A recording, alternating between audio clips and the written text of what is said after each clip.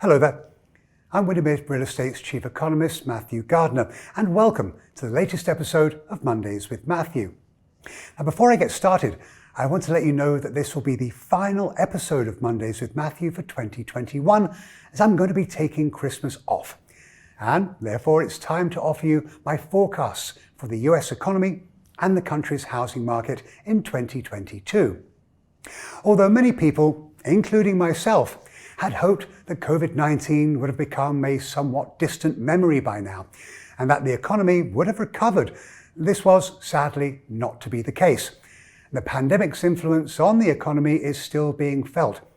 And all the data sets that I track tell me that, although we are certainly healing, COVID continues to act as a drag on economic growth. And I expect that to continue through the spring of next year, if not a little longer. And it's because of this that I, along with many other economists, have spent the last few months lowering our forecasts for economic growth, at least through the middle of 2022. So let's look at this a little closer. Here's my forecasts for economic growth through the end of next year. And you will note that even though I am cautious in regard to the economy as we move through the winter and into next year, I'm still expecting to see a fairly decent bounce back in the fourth quarter of this year, following the very disappointing rate that we saw in the third quarter. And on an annualized basis, I believe that the economy will have expanded by just shy of 5% this year and come in a little below 4% in 2022. Simply put, the impacts of COVID-19 are going to continue to act as a drag on virus-sensitive consumer services next year, and ongoing supply chain issues will also delay inventory restocking. Both of these have a depressing effect, in more ways than one, on economic growth. But I don't see any chance that we will fall back into a recession. Looking at the employment picture, this chart shows my forecast for average monthly growth in jobs during a quarter. And to give you some context, over the last decade or so, the country has added an average of around 200,000 jobs per month during any one quarter. And my forecast is for more robust employment growth as we move through 2022. And, if correct, I expect to see the country return to pre-COVID employment levels in the second half of the year. And with the jobs continuing to return, I'm looking for the unemployment rate to continue trending lower and breaking south of 4% during the final quarter of the year. With the expiration of enhanced unemployment benefits, in concert with wages rising significantly in many face-to-face industries such as leisure and hospitality, prospects for people currently unemployed are looking rather good. That said, there are still millions of unemployed Americans who are not looking for work even with wages rising. The labour force is still down by 3 million from its pre-pandemic peak. And this is worrying as businesses continue to have a hard time finding employees, which raises the expectation that inflation will remain higher for longer than I would have liked to see. And that leads nicely into my final economic forecast, and that is my outlook for inflation. As we've discussed, supply chain issues and labour shortages have increased prices significantly, and this top chart shows annual changes in all consumer prices, which I expect to remain around 5% until next spring, before gradually dropping down to below 3% by the end of the year. But the core inflation rate, which excludes the volatile food and energy sectors, won't peak until early next year, before it too starts to gradually pull back. And at these levels, well, the Federal Reserve will have undoubtedly started to raise interest rates to counteract these inflationary pressures.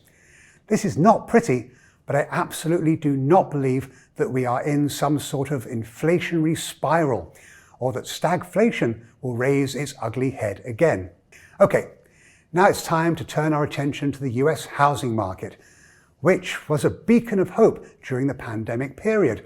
And given the massive spike in demand that started in June, I'm looking for a little more than 6 million existing homes to have changed hands in 2021. But I don't see this level increasing in 2022.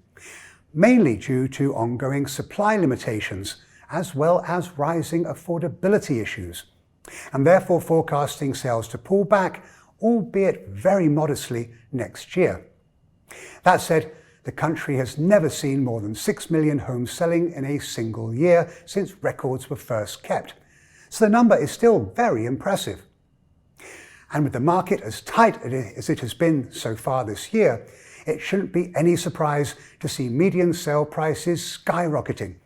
And even though we have 3 months more of sales data yet to be released, I still anticipate the prices will have risen by almost 16.5% in 2021, a quite remarkable number.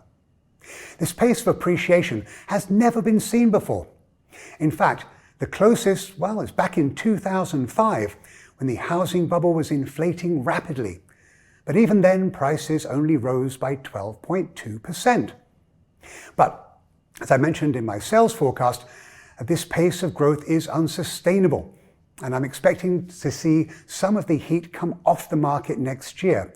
But a growth rate of 7.3% is certainly nothing to sniff at. There are 3 major reasons why we will see the pace of growth slow. I've already mentioned my concerns regarding housing affordability, but mortgage rates and new supply will both influence the slowdown in sales and price growth in the resale arena.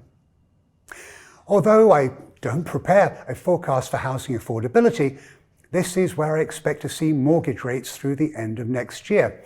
I'm still looking for them to continue stair-stepping higher, but still ending 2022 below 4%, very low by historic standards, given that the long-term average for a conventional 30-year mortgage is somewhere around 7.5%. Obviously, as rates notch higher, that starts to compress price growth, as it puts a lower ceiling on how much a buyer can afford to pay for a home. And slowing growth in existing home prices and sales will also be a function of additional supply. And this chart shows my forecast for single-family starts this year and next. I expect more than 1 million homes to start construction in 2022, continuing the trend that started in mid-2020. But I'm sure that some of you may be asking yourselves that if starts are already robust, how have existing home sales been able to increase so significantly if there has been solid supply coming from home builders? And that would be a great question. And I would answer this by telling you that the way the census gathers data on starts is to count the number of home foundations that have been poured, but vertical construction has not necessarily started. And what we have been seeing is a lot of foundations, but not so many homes actually being built.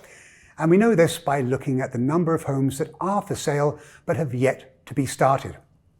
So it's important to look at a separate number that the Census Bureau also puts out, which counts the number of units actually under construction.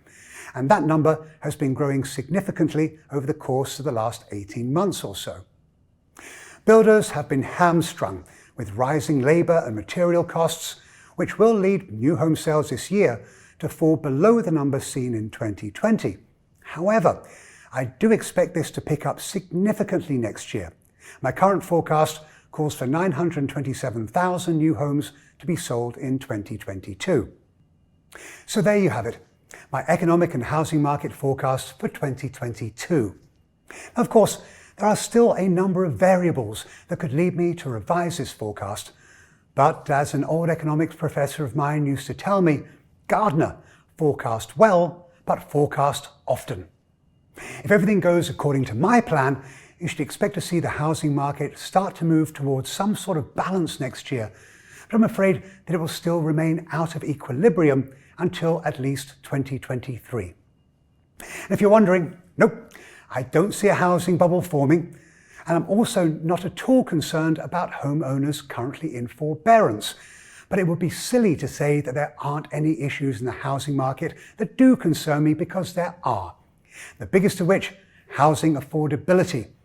And this will have a significant impact on the millennial generation, who are continuing to get older. And they are all, most of them, thinking about settling down and possibly having children. I wonder how hard it will be for many of them to be able to afford to buy their first home, because most really do want to become homeowners. Will builders figure out how to build to this massive pent-up demand? I guarantee you that whoever can solve this puzzle will do very, very well. COVID-19 caused unparalleled shocks to the US economy, and the rise of the Delta variant has certainly impacted the speed of our recovery. But rest assured, this particular forecaster firmly believes that we will recover and that the economy will continue to grow. Demand for ownership housing remains remarkably buoyant, and in fact, it's quite likely that demand may actually increase with the work-from-home paradigm that will start to gain more momentum next year. It's actually going to be fascinating to watch how this impacts not just demand, but where these buyers will ultimately choose to live. In closing, I very much hope that you have all enjoyed the videos that I've shared with you this year as much as I have enjoyed making them. As always, if you have any questions or comments about this topic, please do reach out to me. But in the meantime, stay safe out there. I look forward to visiting with you all again next year. Bye now.